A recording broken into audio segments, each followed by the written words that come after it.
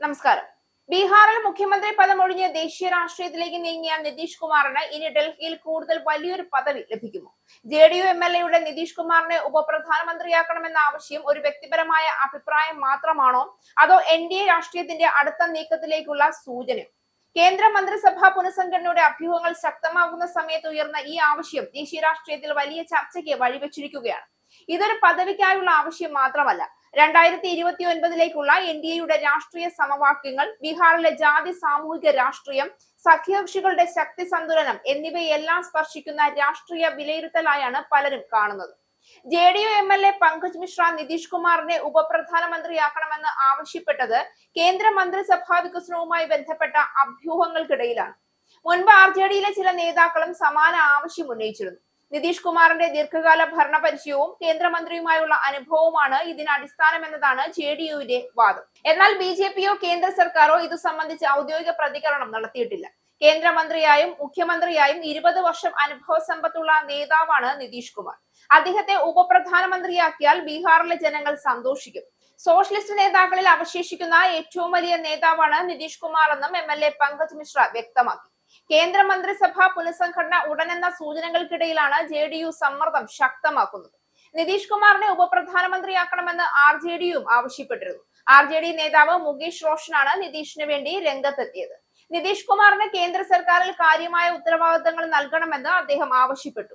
കൃഷി, റെയിൽവേ തുടങ്ങിയ പ്രധാന വകുപ്പുകൾ നൽകി അദ്ദേഹത്തെ ഉപപ്രധാനമന്ത്രിയായി നിയമിക്കണമെന്നും അദ്ദേഹം ആവശ്യപ്പെട്ടിരുന്നു.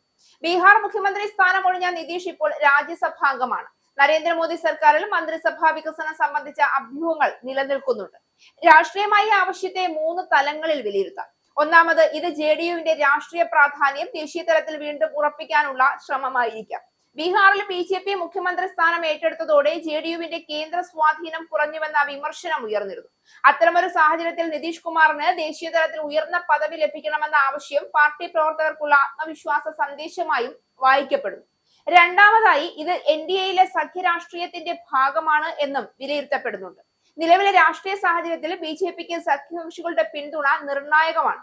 അത്തരം ഘട്ടത്തിൽ നിതീഷ് കുമാറിന് കൂടുതൽ പ്രാധാന്യം നൽകുന്നത് സഖ്യബന്ധം കൂടുതൽ ഉറപ്പിക്കാനുള്ള ഒരു രാഷ്ട്രീയ തന്ത്രമാകാമെന്നും ചില രാഷ്ട്രീയ നിരീക്ഷകരുടെ വിലയിരുത്തലുണ്ട്. എന്നാൽ ഉപപ്രധാനമന്ത്രി എന്ന പദവി ഭരണഘടനാപരമായി നിർബന്ധിതമല്ല. അത് പ്രധാനമന്ത്രിയുടെ രാഷ്ട്രീയ തീരുമാനം മാത്രമാണ്. ഇനി മൂന്നാമതായി, ബീഹാർ തിരഞ്ഞെടുപ്പിന് ശേഷമുള്ള സാമൂഹിക രാഷ്ട്രീയ സമവാക്യങ്ങളും ഇതിന് പിന്നിലുണ്ടെന്ന വിലയിരുത്തലുണ്ട്. അത് പിന്നോക്ക വിഭാഗങ്ങൾ, മഹാദളിതർ, സ്ത്രീകൾ തുടങ്ങിയ വിഭാഗങ്ങളിൽ നിതീഷ് കുമാർ വർഷങ്ങളായി സൃഷ്ടിച്ച രാഷ്ട്രീയ സ്വാധീനം JDUവിന്റെ പ്രധാന സമ്പത്താണ് എന്നതാണ്. ദേശീയ തലത്തിൽ അദ്ദേഹത്തിന് വലിയ ചുമതല നൽകുന്നത് ആ സാമൂഹിക അടിത്തറ നിലനിർത്താൻ സഹായിക്കുമെന്നാണ് പാർട്ടി കരുതാൻ സാധ്യതയുള്ളത്. അതേസമയം നിതീഷ് കുമാർ ഇപ്പോൾ രാജ്യസഭാംഗമായതും ദേശീയ രാഷ്ട്രീയത്തിൽ കൂടുതൽ സജീവമാകുമെന്ന ചർച്ചകൾക്ക് ശക്തി നൽകുന്നുണ്ട്. എന്നാൽ ഈ ആവശ്യത്തിന് മറുവശവുമുണ്ട്. BJP കഴിഞ്ഞ കുറെ വർഷങ്ങളായി വ്യക്തമായ നേതൃത്വ ഘടനയും കേന്ദ്രീകൃത തീരുമാന സംവിധാനവുമാണ് പിന്തുടരുന്നത്. അത്തരമൊരു സാഹചര്യത്തിൽ ഉപപ്രധാനമന്ത്രി പദവി വീണ്ടും സൃഷ്ടിക്കുമോ എന്നത് തുറന്ന ചോദ്യമാണ്. ചരിത്രത്തിൽ ഈ പദവി പലപ്പോഴും സഖ്യരാഷ്ട്രീയത്തിന്റെ ആവശ്യങ്ങൾക്കനുസരിച്ചാണ് നൽകിയിട്ടുള്ളത്.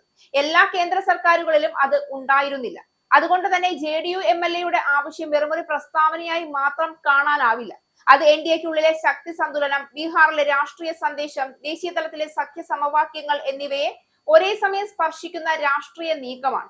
ഈ ആവശ്യം അംഗീകരിക്കുമോ എന്നത് കേന്ദ്ര നേതൃത്വത്തിന്റെ തീരുമാനമായിരിക്കും. എന്നാൽ ഒരു കാര്യം വ്യക്തമാണ്, നിതീഷ് കുമാറിന്റെ രാഷ്ട്രീയ പ്രസക്തി അവസാനിച്ചിട്ടില്ല എന്ന സന്ദേശം വീണ്ടും ദേശീയ രാഷ്ട്രീയത്തിന്റെ കേന്ദ്രത്തിലേക്ക് എത്തിക്കാൻ JDU ഈ ചർച്ച വിജയകരമായി ഉപയോഗിച്ചിരിക്കുകയാണ്.